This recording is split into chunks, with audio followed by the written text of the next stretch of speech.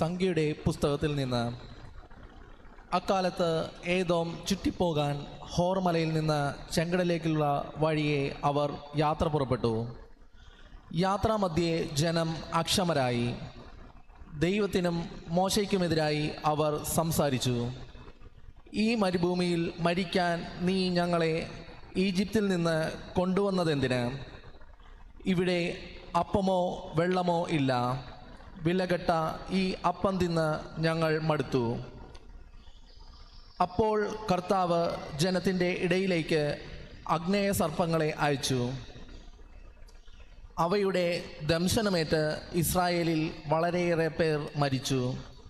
ജനം മോശയുടെ അടുക്കൽ വന്ന് പറഞ്ഞു, അങ്ങേക്കും കർത്താവിനുമെതിരായി സംസാരിച്ച് ഞങ്ങൾ പാപം ചെയ്തു.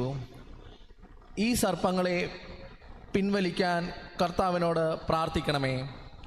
മോശ ജനത്തിനു വേണ്ടി പ്രാർത്ഥിച്ചു. കർത്താവ് മോശയോട് അരുൾ ചെയ്തു, ഒരു പിച്ചള സർപ്പത്തെ ഉണ്ടാക്കി വടിയിൽ ഉയർത്തി നിർത്തുക. ദംശനമേൽക്കുന്നവർ അതിനെ നോക്കിയാൽ മരിക്കുകയില്ല. മോശ പിച്ചള കൊണ്ട് ഒരു സർപ്പത്തെ ഉണ്ടാക്കി അതിനെ വടിയിൽ ഉയർത്തി നിർത്തി.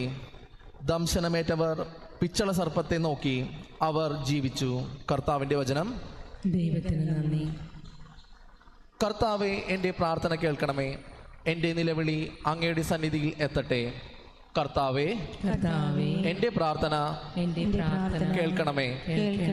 എൻ്റെ നിലവിളി അങ്ങയുടെ സന്നിധിയിൽ എത്തട്ടെ. കർത്താവേ, എൻ്റെ പ്രാർത്ഥന കേൾക്കണമേ. എൻ്റെ നിലവിളി അങ്ങയുടെ സന്നിധിയിൽ എത്തട്ടെ. എൻ്റെ കഷ്ടതയുടെ ദിനത്തിൽ അങ്ങ് എന്നിൽ നിന്ന് മുഖം മറയ്ക്കരുതേ. അങ്ങ് എനിക്ക് ചെവി തരണമേ. ഞാൻ വിളിച്ചപേക്ഷിക്കുമ്പോൾ വേഗം എനിക്ക് ഉത്തരമരുളണമേ. കർത്താവേ, എൻ്റെ പ്രാർത്ഥന കേൾക്കണമേ. എൻ്റെ നിലവിളി അങ്ങയുടെ സന്നിധിയിൽ എത്തട്ടെ. ജനതകൾ കർത്താവിൻ്റെ നാമത്തെ ഭയപ്പെടും. ഭൂമിയിലെ രാജാക്കന്മാർ അങ്ങയുടെ മഹത്വത്തെയും. കർത്താവ് സിയോനെ പണിതുയർത്തും. അവിടുന്ന് തൻ്റെ മഹത്വത്തിൽ പ്രത്യക്ഷപ്പെടും. അഗതികളുടെ പ്രാർത്ഥന അവിടുന്ന് പരിഗണിക്കും. അവരുടെ യാചനകൾ നിരസിക്കുകയില്ല. കർത്താവേ, എൻ്റെ പ്രാർത്ഥന കേൾക്കണമേ.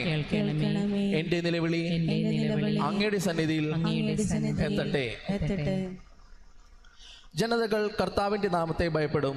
ഭൂമിയിലെ രാജാക്കന്മാർ അങ്ങയുടെ മഹത്വത്തെയും. കർത്താവ് സിയോനെയും പണിതുയർത്തും.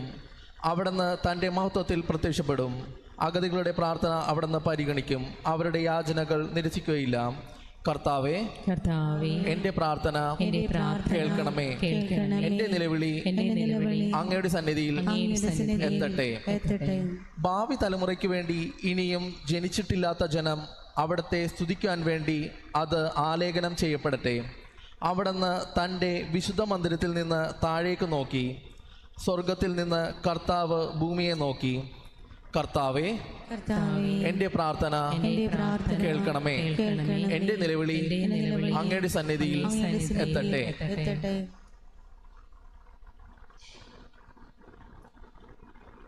കർത്താവായ യേശു ക്രിസ്തുവേ, അനന്ത മഹിമയുടെ രാജാവേ, അങ്ങേക്ക് സ്തുതി. വിത്ത് ദൈവത്തിൻ്റെ വചനവും വിതക്കാരൻ ക്രിസ്തുവുമാണ്. അവൻ്റെ അടുക്കൽ വരുന്നവരെല്ലാം നിത്യമായി നിലനിൽക്കും. കർത്താവായ യേശു ക്രിസ്തുവേ, അനന്ത മഹിമയുടെ രാജാവേ, അങ്ങേക്ക് സ്തുതി.